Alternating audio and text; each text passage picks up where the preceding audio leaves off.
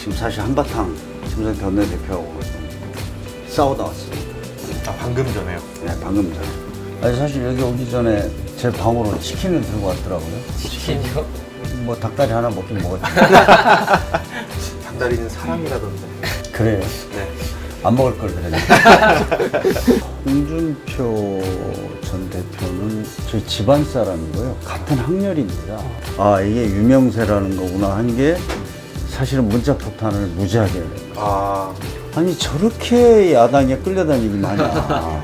제 속은 얼마나 타겠습니까? 만일 원내대표 한 번 더 해라. 이젠 더 해라 한번 하실 거예요? 아니요? 아, 저는 안 합니다. 단연코 안 합니다. 짠 한번 하시죠. 자, 네, 고맙습니다. 감사합니다. 고맙습니다. 좋다. 속이 일단 뻥 뚫리네요. 뭐 막 답답한. 갑갑했는데. 안녕하세요. CBS 정치부 기자들입니다. 오늘부터 저희가 함께 핫한 정치인들 계속 만나보실 텐데요.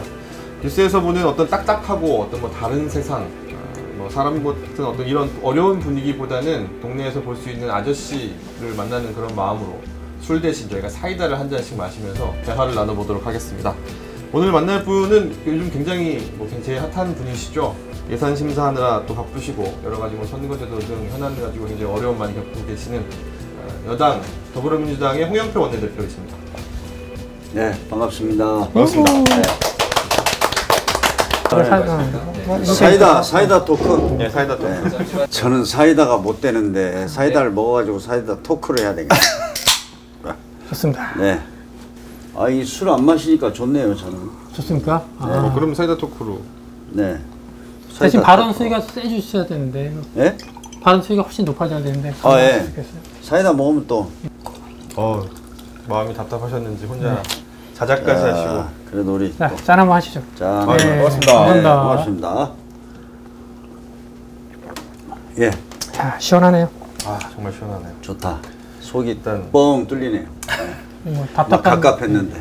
답답한 일이 많으시죠? 오늘도 지금 뭐 예산심사소위원회가 또 중단돼서 지금 사실 한바탕 김성태 원내대표하고 좀 싸우다 왔습니다. 네, 아, 방금 전에요. 네, 방금 전에. 무슨. 아니, 지금 아시겠지만은 그 예산심사는 12월 2일 날은 본회의 처리를 해야 되지 않습니까? 근데 지금 오늘도 그 자유한국당을 비롯한 야당에서 정말 납득할 수 없는 그 이유로 지금 예결심사소위원회가 중단됐거든요. 아, 지금 예산심사소위는 실제로는 11월 15일부터 했어야 되는데 그때는 또 뭐 국회를 보이콧 해가지고 한 5일 늦어졌고 그 이후로 지금 심사 시간이 절대적으로 부족한데 5번이나 파행이 됐어요. 예를 들면 뭐 한부모 예산 이걸 또 61억을 전액 삭감한다 그래서 그거 가지고 싸우다가 파행도 되고 지금 근데 또 오늘 갑자기 또 파행을 시켜서 지금 앞으로 3일밖에 안 남았지 않습니까? 그러니까 지금 뭐 거의 12월 2일 날 아예 하지 말자는 건지 그래서 이제 또 어떤 지금 와서 우리보다 뭐 어떤 다른 지금 요구를 내걸면서 빨리 시키자 그래서 내가 그렇게 못하겠다. 정말 이 습관적으로 이렇게 뭐 발목 잡고 뭐 파행시키고 이것에 대해서 더 이상 인내심이 이제 한계를 넘었으니까 못하겠다. 일단은 그 예결 소위를 정상화시켜라. 정상화시키고 난 뒤에 얘기하자. 그러고 여기 왔습니다. 그래서 여기 사이다 한 잔 먹었더니 시원하네. 한 잔 더 하시고. 네. 예. 김성태 원내대표랑 통화하실 때 반말로 하세요? 존댓말로 하세요? 존댓말로 하죠. 존댓말로 하세요? 사적인 자리에서도 뭐. 그렇죠. 네. 두 분이 이제 친구라고 하던데 친구 맞습니까? 뭐 하여튼 친구는 친구죠. 뭐 이렇게 근데 뭐 밖에 알려지듯이 제가 뭐 옛날부터 알았던 관계가 아니고 국회 와서 알았고요. 국회 와서 제일 처음 이제 18대 때 어떻게 보면 그때 그 뭐 미디어법, 그다음 뭐 4대강 예산 이런 것 때문에 뭐 몸싸움 많았잖아요. 그 몸싸움 할 때 저를 막는 저지조의 담당이 김성태 대표. 그런 네. 또 인연인지 네. 악연인지. 몸싸움하다 친해지신 거예요? 그러지는 않았고 그게 이제 처음 대면이었고 첫 대면이 몸싸움이었군요. 그렇고 그 다음에는 이제 2012년 가을에 그러니까 18대 국회 후반기 아니구나 19대 국회 전반기에 저희가 그 환경노동위원회 그 당시에는 김성태 대표가 여당의 간사였고 저는 야당 간사로 해서 그때 같이 일을 했었죠. 그래서 이제 그때 뭐 가까워진 겁니다, 사실. 가족보다 더 자주 만난다는 상대당 간사. 그렇죠. 뭐 미우나 고우나 거의 매일 한 번씩 뭐 만나거나 연락하거나 뭐 계속 해야죠. 사실은 제1야당의 원내대표이기 때문에 아무래도 정말 운명적인 파트너가 된 거고 그래서 만나서 이야기를 하고 있습니다. 시각에서 들려오는 김성태 대표는 친구라고 생각하지만 홍영표 대표는 친구가 아니라고 생각한다라는 말하고는 조금 다르네요. 글쎄 뭐 제가 뭐 그렇게까지는 할 건 아니지만 뭐 네. 원내대표실 제가 가보니까 거기 그림이 멋진 그림이 몇 점 있더라고요. 그 화려한 수탑도 있고 이거 따님이 그려줬다고 하던데. 네, 이제 제가 사실은 집권여당 원내대표라는 게 정말 스트레스를 많이 받습니다.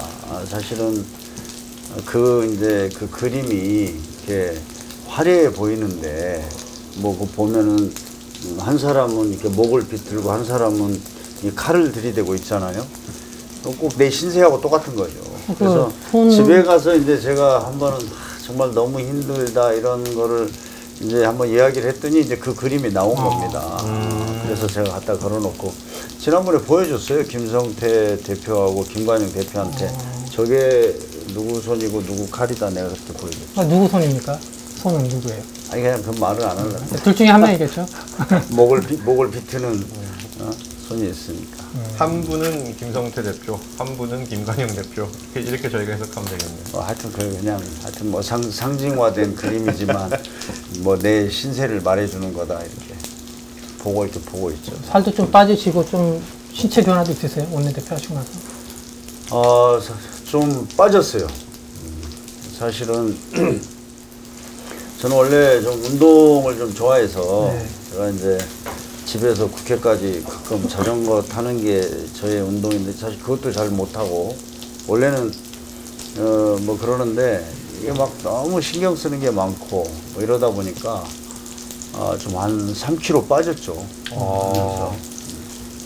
그리고 실제로 또 이게 밥을 제대로 못 먹는 경우가 많습니다. 의외로. 일정이 너무 빡빡해서요? 네. 그래서 좀 드시면서 얘기하시죠. 다 탔네요. 고기가 다 맛있게 내가 익어서. 좋아하는 건데. 네. 단골집 맞으세요? 네? 단골집 맞으세요? 네. 대표님? 저희가 원래는 좀 소회를 여쭤보고 시작하려고 했는데 네. 소회까지 갈 필요도 없이 너무 힘드시다는 얘기로 지금 뭐 거의 정리가 되는 듯한 느낌인데요. 그래도 좀 그 사이에 좀 이렇게 보람됐던 순간이나 이런 것도 있지 않을까 싶은데요. 제가 원내대표가 5월 11일 날 됐거든요. 지금 그러니까 이제 뭐 6달하고 조금 더 지났는데 이제 사실 원내대표 임기는 1년이지 않습니까? 네. 뭐 힘들어서 1년 이상 하지를 못합니다. 네. 근데 제가 이제 원내대표 되자마자 가장 꽉 막혔을 때 아닙니까? 소위 자유한국당을 비롯한 야당에서 특검을 요구해서 그것 때문에 국회가 한 3월 초부터 5월 그때까지 거의 이제 2달 동안 완전히 올스톱 됐었잖아요. 그래서 제가 이제 처음 원내대표 되고 나서 이제 해야 될 일이 국회 정상화. 네. 그거였고 정상화와 더불어서 이제 추경안을 또 통과시켜야 되고. 이제 선거법 제도 가지고 저쪽에서 얘기하는데 지금 민주당이 입장 바꿨다, 말 바꿨다 이 얘기인데 어떻게 보십니까? 저는 선거법은 전혀 그렇지 않고요. 이제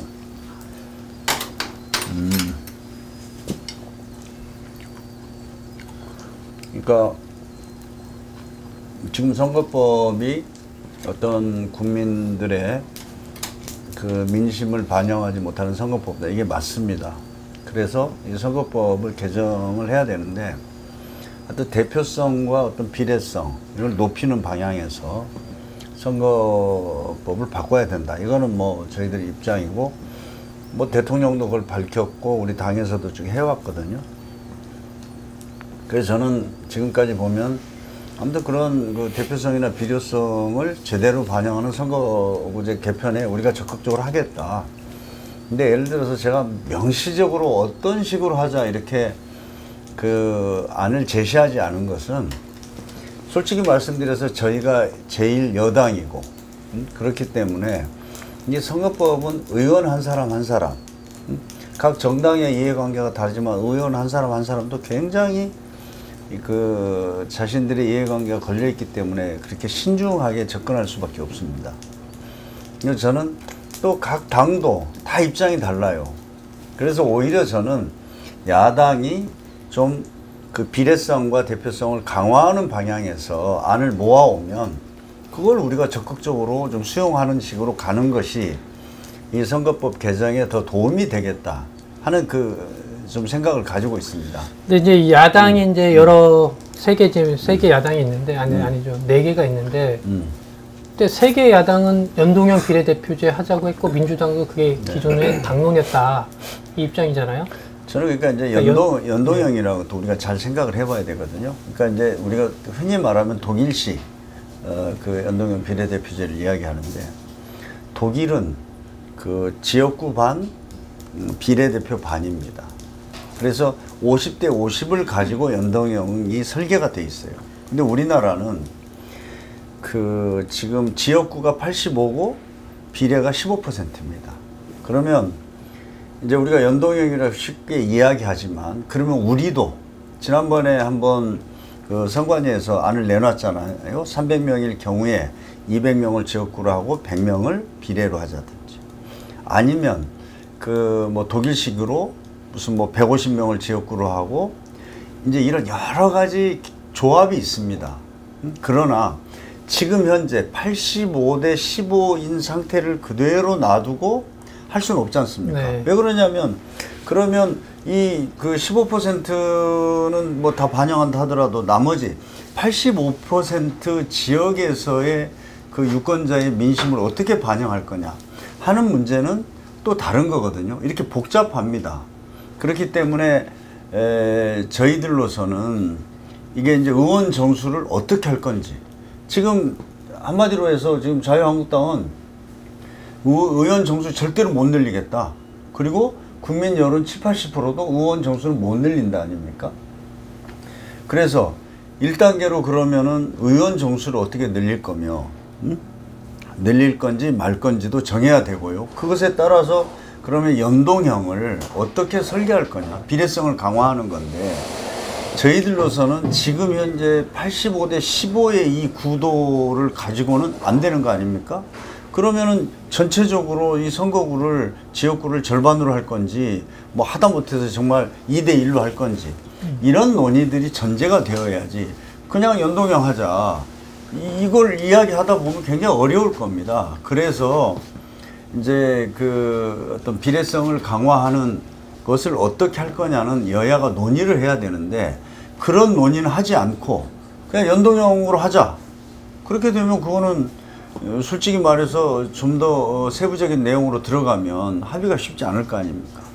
이게 합의라는 그래서 저는 이제 네. 다시 말씀을 드리면 그 어떤 정수의 문제를 어떻게 할 건지 그 다음에는 또 하나는 이제 그 어떤 비례성을 강화한다고 하면 그것을 어떻게 할 것인지는 뭐 여러 또 제도를 이렇게 할 수 있잖아요. 그러니까 이제 의원 정수는 이제 늘려야 되는 쪽으로 갈 수밖에 없을 테고 만약 간다면 또 하나 그럼 그 방식을 아니 그것도 예.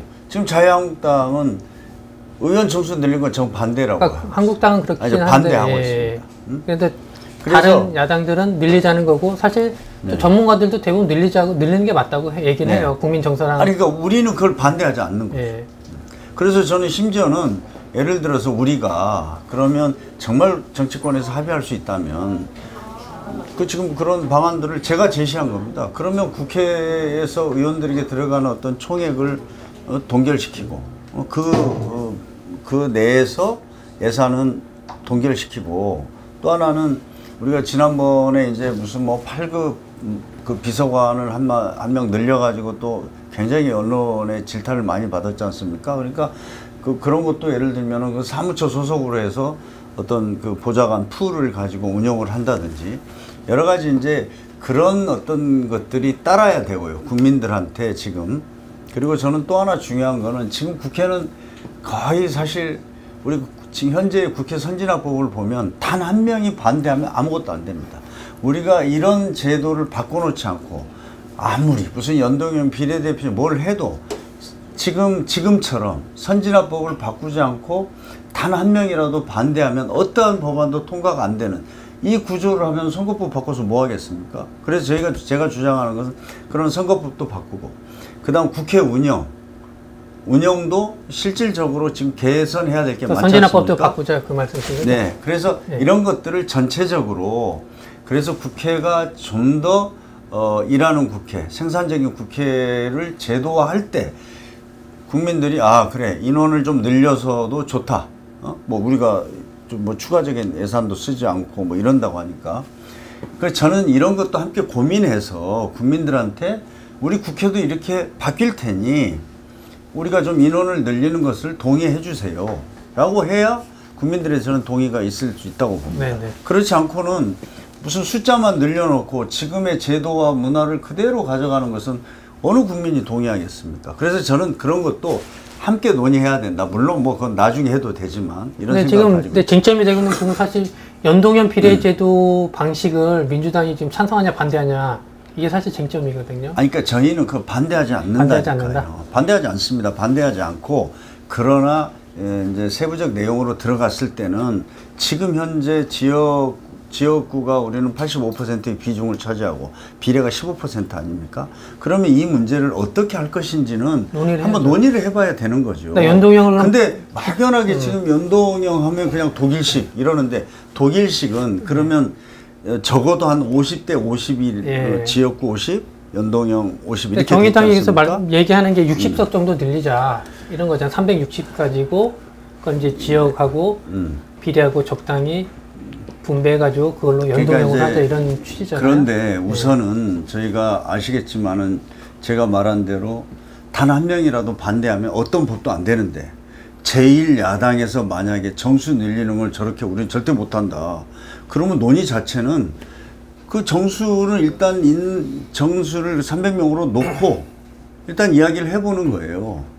그러면 예를 들어서 지난번에 선관위에서 내는데 200대 100으로 한다든지 150대 150으로 한다든지 뭐 이런 걸 하고 도저히 그렇게 하는데 이거 뭔가 좀 현실성이 없다 이러면 진짜 늘리는 방법을 국민들한테 동의를 얻어서 추진을 하던가 이렇게 가야 되거든요. 근데 현재는 예. 정수 논의에서 우선 막혀 있잖아요. 그러니까 정수 논의부터 우리가 매듭 짓고 방식을 어떻게 할지 그걸 논의하든지 말든지 이렇게 해야 된다 이런 말씀인가요? 그렇죠. 그러니까 일단 정수 문제를 한 개 당해서는 절대로 못 늘린다고. 우리는 늘려도 좋답니다. 알겠습니다. 국민들이 동의하면. 네. 저희 좀 고기 좀 드시고 또 저희 김구현 기자 또 와가지고 CBS 본인이 여기 앉아. 기자입니다. 제가 여기 앉고 카메라 여기? 동선상 그래요? 대표님께서 조금만 네네. 제가 여기 수저 한 벌만 좀 주실래요? 얼굴을 담당. 여기 있네 여기. 번외 진행해. 정말이니? 너무 심각한 얘기 하셔가지고 되게 가볍게 가지는데 너무 아니죠? 진지해 지금. 아니 사이다. 사이다죠? 네. 여기 있어요. 컨셉을 시원한 사이다로 잡아. 고구마를 해결해 주실 거야. 진지한 거 여쭤보세요. 나는 뭐 사이다를 기대하면 안 돼요. 제가 뭐 그런 재주가 별로 없어. 아, 이 사이다요? 사이다 한잔 하시죠. 네.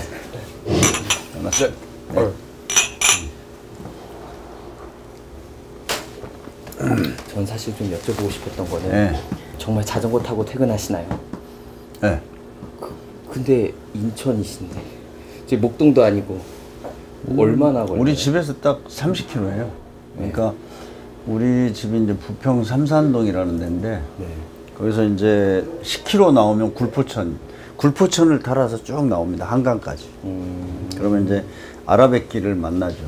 아라뱃길에서 이제 한강 이렇게 따라서 올라오면 거기서 또 20km. 가시다가 좀 힘들면 또 택시 타고 가시거나 그런 적은 없으세요? 그런 적은 없고 그런 적은 없어요. 한번 그런 일은 있었지. 이제 제가 사실 이게 시작한 게 월요일 날 아침이 제가 집에서 국회까지 오는데 한 40분 걸리거든요. 자전거 타고요?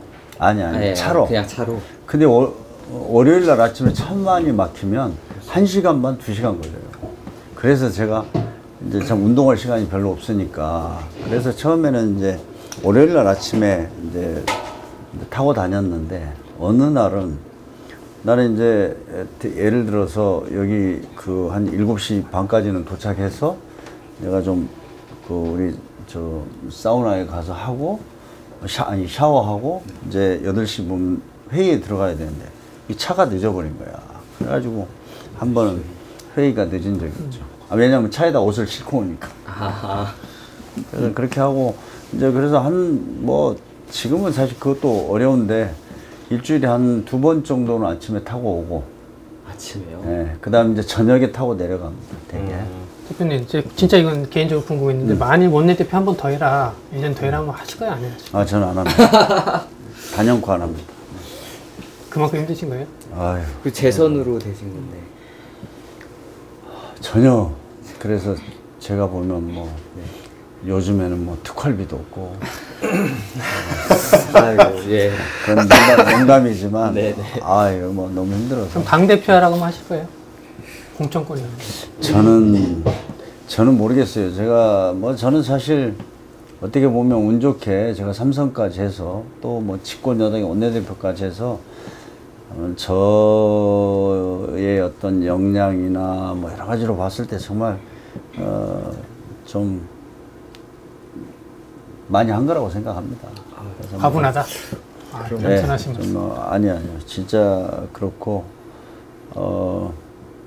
제가 이제 원내대표 됐을 때 저 사람 노동조합 출신이고 국회 의정 활동하는 거 보니까 완전히 강경파고 뭐 이래서 그렇게 많이 사람들이 이야기를 했죠. 네. 근데 이제 몇 달 지나다 보니까 좀 저 사람이 강경파 홍영표 맞아 이제 하는 정도가 됐고 심지어 우리 지지자들 속에서는 아니 저렇게 야당에 끌려다니긴 하냐. 저렇게 그냥 그런 이야기를 들을 정도로 하니 제 속은 얼마나 타겠습니까? 이게 진짜 이제 당대표에 도전하실지 안 하실지 아니면 향후의 정치 인생이 어떻게 되실지는 나중에 저희가 몇 년 후에 확인하고 다시 한번 이 자리에 모시는 걸로 하겠습니다. 그때까지 할 수 있나요?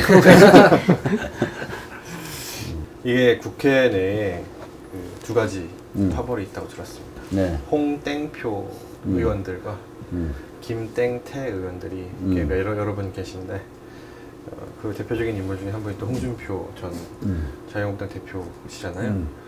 최근에 복귀하시고 하시기도 전에 뭐 여러 가지 뭐 그 온라인 정치를 하시면서 저분이 과연 뭐 은퇴 아니면 딱 가셨던 분이 맞나 싶을 정도로 뭐 그런 얘기를 좀 듣고 있는데 복귀 어떻게 생각하십니까? 저는 사실 그 홍준표 전 대표는 저희 집안 사람이고요. 같은 학렬입니다. 그래서 성여다 만나시고 그러세요? 아니 사실은 국회에서도 제가 뭐 이렇게 지나치면서 이렇게 인사하고 악수하고 했지만 뭐 이렇게 가까운 사이는 아니었고요. 그러면 그냥 형님이신 거죠? 같은 학년? 그렇죠. 같은 학년에 같으시니까. 요즘에는 이 표자가 많아요. 너무 많아요. 현재도 지금 우리 당에서 홍익표, 네. 자유한국당이 홍일표, 네. 홍문표 이렇게 저까지 해서 4명이죠. 현역이. 그 학렬에다 네. 너무 많이 하시는 거 아니에요? 아니 그래서 제가 알기로 우리 홍 씨가 그렇게 많지 않거든요. 많지 않고 제가 알기로는 한 40만 명 정도 된다고 들었는데 그러면은 뭐 전체 인구의 한 1% 되는 거 아니에요? 네네네. 근데 국회의원 숫자로 따지면 표자만 네네. 뭐 1%가 넘잖아요. 4명이니까. 그렇죠. 그렇죠. 그래서 이 표자의 전성시대는 맞는 것 같아요. DNA가 남다른 것 같으세요? 또 홍일표 의원하고도 재밌는 에피소드가 있어요. 어떤 그러니까 에피소드가? 제가 2008년도에 나왔다가 떨어졌습니다. 그래서 이제 집에서 그날 이렇게 이제 집사람, 그러니까 아내하고 이렇게 개표 방송을 보는데 이제 저는 떨어졌어요. 그때 떨어졌는데 그래서 이제 참 떨어지니까 우리 그 아내는 나가지 말라 그랬더니 나와가지고 완전히 망신 다 당하고 뭐냐 이제 이런 분위기고 저는 뭐 그냥 이렇게 들어 누워 있었어요. 근데 뭐 계속 전화가 오더라고. 전화가 왔는데 이제 나를 굉장히 많이 도와줬던 어떤 아줌마인데 이분이 막 흥분해가지고 막 당선 축하한다고. 난 무슨 제 말할 기회도 안 주고 막 너무 좋다 기쁘다 뭐 축하해요 막 이런 얘기를 했는데 지능적 안티. 나중에 보니까 밑에 그 자막에 홍일표 의원이 지나간 거. 그거를 보고 내가 당선된 걸로. 그래가지고 씁쓸했겠네요. 그 다음에 그 아주머니가 나 보고 나서 상당히 난감했어요. 미안하시겠죠. 그런 경우가 많아요. 그래서 뭐 제가 그때 그랬죠. 저는 0표고 거의 1표잖아요. 네. 한 끗 차이로 나는 떨어지고. 근데 홍일표 의원은 이제 나이가 같고 그렇습니다. 그래서 거기도 이제 뭐 집안이죠, 집안. 같은 홍일표는 집안 학년이신데 외모는 다들 좀 다르신 것 같아요. 글쎄요, 뭐 그래도 다 반듯하게 생긴 거 아닌가? 홍익표 의원이 어디 뭐 가서 여당 원내대표처럼 이렇게 하지는 않으시겠죠? 홍익표하고 나하고도 또 그러네. 무슨 언론에 뭐가 나오면 뭐 항의할 때 막 나한테도 오고 또 반대로 홍익표한테 가고 그래요. 아직도 그런 분들이 많으시죠. 그래도 대표님이 친문으로 친문 뭐 이렇게 분류되시는데 항의 문자가 어디서 와요? 제가 원내대표 되고 나서 사실은 좀 이게 유명세라는 거구나 한 게 사실은 문자 폭탄을 무지하게 해요. 그 전보다 훨씬 많이. 하여튼 최근에도 뭐 어떤 일 때문에 아무튼 계속해서 문자가 와서 저는 사실 전화기를 따로 가지고 다니지 않았는데 원내대표 되고 나서 그 문자 폭탄용이 있습니다. 예. 폭탄바지. 예. 그게 이제 있는데 뭐 처음에는 뭐 예를 들면 특검을 왜 받았냐, 그 다음에 또 뭐 원구성을 왜 그따위로 했냐, 아니면 또 최근에는 왜 국정조사를 왜 받았느냐, 뭐 이런 식의 하여튼 무슨 사안이 있을 때마다 뭐 양쪽에서 다 와요. 뭐 잘했다고 하는 건 사실 거의 없고 야단치는 게 많죠. 그 문자 폭탄 말씀하시니까 최근 당 지도부가 상당히 많은 항의 문자를 받고 있는 사건이 또 이재명 경기지사 사태라고 해야 될까요? 사건이라고 해야 될까요? 그런 상태인데 뭐 어제 그제 연일 좀 말씀하시는 내용들을 들어보면 좀 이해할 수 없다라고는 하셨지만 내심 표정이나 이런 걸로 봐서 좀 화가 좀 나신 것 같기도 하고 도대체 왜 그런 말을 했는지 이해 못 하시겠다고 말씀하셨는데 아니 이제 저는 사실은 그 문준용 씨 문제는 제가 너무나 잘 알거든요. 왜 그러냐면 2012년도에 제가 그때 환노에 있을 때 대선을 바로 앞두고 그게 문제가 됐었어요. 그래서 제가 볼 때는 당시는 이명박 정부 때 아닙니까? 그래서 고용노동부 막 직접 그 사건을 갖다 감사도 하고 뭐 그래 가지고 하여튼 우선 그 2012년도 국감 때 엄청난 공방이 있었어요. 뭐 그 당시에 새누리당에서는 이걸 그냥 대선에 어떤 소재로 삼으려고 준비를 많이 했었죠. 왜 그러냐면 당시에는 이명박 정부니까 고용노동부 감사관실에서 내려가가지고 뭐 그 조사하고 했는데 사실은 내용이 없었어요. 아무리 그쪽에서 뭘 만들려고 해도 어려워서 그때는 그냥 이 공방전만 하다가 끝났죠, 사실은. 끝났고, 그런데도 이제 그 뒤로도 뭐 한두 번 더 뭐 문제가 되기도 했었는데, 결국은 또, 저 작년 대선 직전에 또 이걸 문제 삼았지 않습니까? 그래서 문제 삼아서, 하여튼 대선 때 그 써먹으려고 했었는데, 이 팩트 자체를 보면 이게 말이 안 됩니다. 그리고 뭐 단적으로 이명박 정부에서 그걸 감사까지 하고 난리가 났는데, 아니 없던 일도 만들던 시절인데 그 문제가 있었다면 어떻게 됐겠어요. 그래서 작년에 다시 이제 그걸 꺼냈는데 별로 그게 이제 사람들이 믿지도 않게 됐잖아요. 그렇게 되고 또 그 문제로 해서 어떤 사법적인 뭐 이런 공방전까지 가서 저는 이게 그런 사법적인 절차까지도 끝난 일로 저는 이렇게 알고 있습니다. 그런데 갑자기 뭐 저는 사실 그날은 정확하게 뭐 이재명 지사 측에서 발언했던 내용을 모르는 상태에서 언론인들이 계속 나한테 그 문제에 대해서 한마디 하라고 그래서 내 그 과정을 얘기한 거죠. 2012년에도 그랬었고 이번에도 그랬고 작년 대선 때도 그랬고 또 그 이후로 해서 법적으로까지 다 이게 좀 끝난 일인데 이거를 지금 시점에서 이걸 들고 나오는 건 정말 내가 모르겠다. 그렇게 발언한 겁니다. 일각에서는 영린이라는 표현까지 좀 나오고 있어요. 그래서 이런 식으로 선긋기하는 뭐 게 그런 정도는 아닌 것 같고요. 이게 무슨 뭐 이렇게 큰 사건도 아니고 뭐 이거는 그 과정을 한번 보면 이걸 가지고 뭐 문제 삼는 것 자체가 그거는 좀 어불성설이죠. 어쨌든 그거에 대한 표현이 좀 이재명 지사가 좀 묘하게 하긴 했어요. 이걸 뭐 자기도 그게 아닐 거라고 믿는다. 그렇지만 검찰이 이거를 밝혀야지 명예훼손 혐의를 그러니까 뭐 판단할 수 있을 제가 것 같아요. 다시 말씀드리지만 예. 이명박 정부에서 그걸 어떻게 좀 사건화하고 대선 때 써먹으려고 별의별 짓을 다 했는데 이미 게임 끝났다. 결국 예. 실패한 거 아닙니까? 2012년대도 그때 문제가 됐다면요. 그때 문제가 되죠, 사실은. 그래서 이재명 지사 어떻게 해야 됩니까? 한쪽에선 탈당하라고 하고.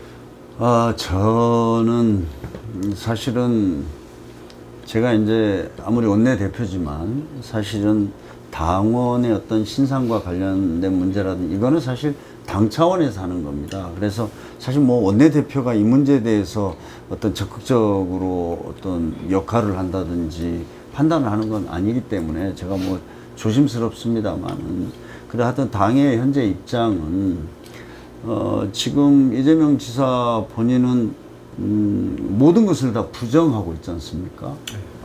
그러고 있는 상황이기 때문에 좀 더 이 문제에 대해서 객관적으로 판단할 수 있는 어떤 근거라든가 사실이라든가 이런 것이 제시되면 그때 저는 당에서 판단을 해야 된다. 이제 그런데 일부 지지자들이나 국민들께서는 어떤 지금 나온 어떤 사실만 가지고 당에서 어떤 조치를 취해라 하는데 그거는 좀 어려운 것 같아요. 그래서 지금 뭐 검찰이 지금 계속 수사를 하고 있으니까 거기에 대해서 어떤 무슨 어떤 뭐 기소를 한다든지 뭐 아니라든지 하는 뭐 그런 게 있을 수가 있고 그때 또 만약에 검찰이 기소를 하든 안 하든 그 검찰이 어떤 판단 근거를 보고 또 당에서는 정무적인 어떤 판단을 해야 된다고 봅니다. 뭐 근데 그게 아니다. 좀 더 기다려 봐야 된다. 이게 이런 다툼 자체가 지금 판단하기 어렵다 그러면 또 정말 어떻게 보면 무죄 추정의 원칙에 의해서 또 법원에서 이런 판단을 끝날 때까지 기다리기도 해야 되는데 지금 현재는 아무튼 당에서는 현재까지 나온 사실만으로 어떤 조치를 취하기는 힘들다. 그러니까 이제 아마 또 뭐 지금 검찰이나 경찰에서 한참 뭐 이렇게 진행되고 있는 것을 좀 더 보면서 뭐 그런 계기가 올 거라고 봅니다. 근데 사실 이게 조금 보면은 네. 문제의 본질이 그 사건이라기보다는 이게 좀 이제 이재명 지사님 측과 이제 당내에 소위 말해 이제 친문 의원님이라고 하는 분들 간에 좀 다툼에서 불거졌다 이게 사실은 좀 중론이잖아요. 전혀 아니에요. 전혀 아니라고 생각합니다. 김진표 의원님 아니면 뭐 그런 건 아니고 이제 뭐 지난번에 이제 전해철 네. 의원이 뭐 경기도지사 나가면서 맞아요. 경선했었던 건데 그 당시에 뭐 그게 문제가 됐던 건 아니지 않습니까? 그리고 뭐 끝나고 나서 전해철 의원이 다 뭐 승복을 했고 그 다음에 또 무슨 오해가 있을까 봐서 전해철 의원은 다 고소고발도 취하하고 그렇죠. 그래서 또 그 뒤로 둘이 뭐 만나기도 하고 그랬어요. 그래서 이것을 뭐 친문과 비문의 프레임으로 몰아가는 것 자체가 그건 우리 저 CBS에서 그때 만드는 거 아닙니까? 저희는 그렇게 기사 안 쓰는데 근데 어쨌든 보면 그쪽 친문 의원들은 아니지만 친문 성향이 강한 지지자들이 문제 제기를 계속 하는 거잖아요. 지금 우리 당에서 네. 그런 뭐 이야기를 최근에 이제 한두 분인데 그분들이 친문이라고 하면은 정말 그런 게 없죠. 그리고 사실은 지금 당에서 저도 사실 이제 국회의원 생활을 하면서 가장 어려울 때가 당이 뭐 친문 비문 해가지고 나누어져서 뭐 친노 비노 해가지고 서로 밥도 안 먹고 다니고 이럴 때가 사실은 제일 힘듭니다. 의원들이 같은 동료원들 매일 얼굴 보는 사람들끼리 마음이 안 맞아가지고. 근데 지금 우리 당은 그런 게 완전히 저는 소멸됐다 이렇게 생각합니다. 그래서 지금 무슨 뭐 친문이다 비문이다 이거는 그냥 우리 언론은 맨날 당내에서 싸움을 해야 기사 쓰기 쉽잖아요. 그래서 하는 것이지 그런 거 없습니다. 제가 그거는 원내대표로서 우리 의원들의 분위기를 하는데 절대로 그런 건 없어요. 이런 사건들이 자꾸 이제 민주당 내에서 회자가 되는 이유가 사실 그가 너무 조용했잖아요. 여당 된 이후로. 그러니까 좀 잘 맞지 않는 옷을 입고 있다 이런 비판들도 좀 나왔는데 반면 저쪽 진영은 아직도 굉장히 시끄럽습니다. 1년 넘는 시점에도 여전히 좀 뭐 이 분열 양상들이 계속되고 있고 뭐 바른미래당도 위태위태하고 이런 상황들인데 자유한국당 전당대회 좀 어떻게 좀 보시는지. 정말 예측하기 어려운 것 같아요. 저야 뭐 상대 당의 일이라 제가 뭐 사실 또 원내대표니까 제가 언급하기도 조심스러운데 정말 예측할 수 없을 것 같아요. 전당대회보다 원내대표 선거도 그 전초전이죠. 네네. 사실은. 그리고 저로서는 이해관계가 있잖아요. 누가 됐으면 어떤 좋겠어요. 파트너가 누가 됐으면 되느냐. 좋겠어요. 누가 되셨습니까? 글쎄 좀 서로 좀 존중하고 그냥 눈빛만 봐도 통할 수 있는 그런 분이 누가 있어요? 그런 사람이 됐으면 좋겠습니다. 그럼 내가 뭐 여기서 선택할 수는 없잖아요. 아마 대표님이 그냥 말씀하시면 그분이 떨어질 가능성이 기도할 뿐입니다. 김성태 대표보다는 좀 더 친구에 가까운 그런 분이 됐으면 좋겠다는 생각이 좀 있어요. 당연히 그렇죠. 네. 그러니까 김성태 원내대표보다 또 수월한 분이 올 가능성이 크다, 낮다, 어디가 더 가까워요? 별로 없을 것 같습니다. 네. 그러니까 그 정도가 김성태 원내대표 수준으로 그만큼의 사람이 그 수준이나 그 수준이 이상이지 표현이 좀 않을까. 그런데. 네. 비슷하거나 더 나은 분은 아니다. 야당도 뭐 자기 입장이 있기 때문에 예. 아유 제가 뭐 그렇게 눈빛만 봐도 통할 수 있는 사람은 그건 꿈 같은 이야기죠. 서로 입장이 있으니까.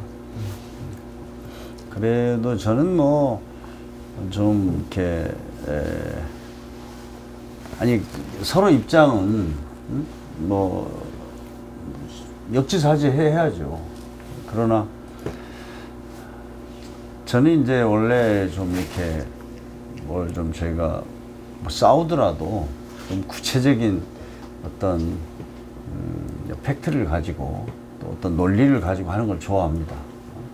근데 이제 그냥 제가 이제 원내대표가 되면서 마음속에 다짐했던 것 중에 하나가 좀 어차피 의회 민주주의라는 건 대화와 타협이니까 좀 그런 문화를 좀 만들어 보겠다. 아니면 기존에 막 이런 극단적인 뭐 막말 정치라든지 완전히 그 뭐라 그럴까요?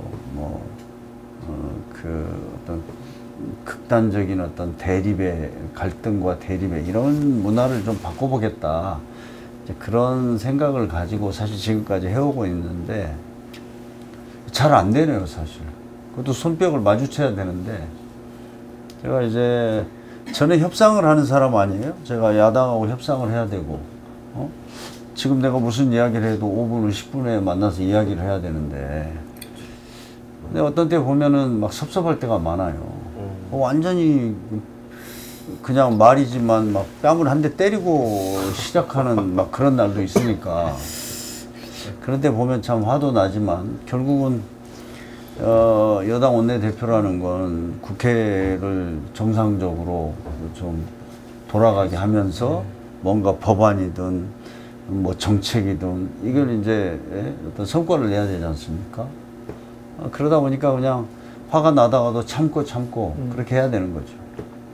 그래 뭐 예를 들어서 정말 예산안이 헌법에 규정된 날짜에 안 된다. 그러면은 결국은 책임은 또 여당에 있는 겁니다. 그리고 뭐 어떤 법안도 결국은 야당은 안 해줄 수 있지만 지금 우리 어떤 민생이나 경제나 이런 측면에서 시급한 법안들이 있으면 결국은 가서 아쉬운 소리를 해서라도 통과를 시켜야 되는 거 아니에요. 근데 이게 이제 어떤 때는 뭐 당내에서 또 어떤 때는 어떤 지지자들이나 또 뭐 이런 쪽에서 비판도 많이 받죠. 그러나 결국은 저는 뭐 우회주의자가 원내대표가 되니까 더 되더라고요. 근데 결국은 대화 타협을 통해서 국회를 운영할 수밖에 없습니다. 특히 여당의 입장에서. 그래도 막 살이 나오실 것 같지 않아요? 아마 사리가 진짜 많이. 그 뭐 따님께서 무슨 따로 이제 원내대표. 그건 했다 아까. 했어. 원내대표 사리라고 아마 나올 거예요. 원내대표 살이. 우리 CBS 이제 사리 그것도 얘기를. 여당 원내대표 사리가 나올 거예요. 그 지금 예결이 파행됐는데 좀 어떻게 김성태 원내대표는 좀 보셨어요? 아니 사실 여기 오기 전에 제 방으로 치킨을 들고 왔더라고요. 치킨이요? 사실 오늘 저한테 전화를 몇 번 했어요. 제가 화가 좀 났죠. 뭐 예결위원회 지금 시간도 없는데 또 오늘 아침에 그 예결위를 파행을 시켰잖아요. 그래서 그냥 전화도 안 받았더니 아까 나오기 직전에 치킨 한 마리 들고 왔더라고요. 프라이드? 예. 양념만. 그래가지고 뭐 닭다리 하나 먹긴 먹었죠. 그러면 뭔데? 받아주신 거 아니에요 파일을? 아니요. 네. 그래서 닭다리 내가 드셨고요. 무슨 뭐 이야기를 하려길래 아니 나는 일단 애결 소위를 정상화해라. 정상화하지 않으면 나 이야기 안 하겠다 하고 이리 온 겁니다. 닭다리는 사랑이라던데. 그래요? 네. 안 먹을 걸 그랬네. 아니 근데 오늘 원내대표 그 원내대책회의에서 발언도 되게 좀 딱 강경하게 하시더라고요. 더 이상의 양보는 없다 이런 말씀하셔가지고. 아니 이번에는 정말 제가 그랬어요. 내가 정말 인내심을 최대한 발휘해서 네. 이렇게 참았는데 그렇죠. 네. 그래서 지난번에 우리 그 합의 정신이 뭐냐? 응? 예산, 뭐 법안 이거 다 제대로 하기로 하지 않았느냐? 그래놓고도 그 이후로 지금 예산 심사가 5번이나 파행이 되고 그 다음에 또 오늘 아침 드디어 또 중단시켰거든요. 3일밖에 안 남았는데. 네 맞아요. 근데 이제 더 이상은 끌려다니지 않겠다. 근데 아마 내가 이렇게 한 게 원내대표 되고 나서 몇 번 안 될 겁니다. 아 이렇게. 그래서 아무튼 이번에는 좀 심하다는 생각이 들고 그래서 하여튼 정상화 시키지 않으면 내가 앞으로 이 예산 관련한 어떤 여야 대화나 협상하지 않겠다 좀 그러고 왔습니다. 이게 사실은 제가 어디 이런 그냥 평범한 자리에서 이야기하면 힘들지 않은데 이게 방송을 하면 이렇게 하면은 이상하게 똑같이 이야기를 해도 이 진이 다 빠져요. 아 그래요? CBS 때문에 오늘 저녁에 진 다 빠졌어요. 제가 요즘에 너무 힘든 상황이라서 하소연만 하다 끝난 것 같습니다. 아무튼 뭐 오늘 이게 첫 방송인가요? 네. 네. 성공을 바랍니다. 네. 네. 감사합니다. 감사합니다. 남은 반년도 잘 마치시고 네. 그 후에 또 한번 출연하시는 걸로. 아유 고생하셨습니다. 약속 있으시죠? 갈게요. 네. 아유 고생 많으셨습니다. 늦었네요.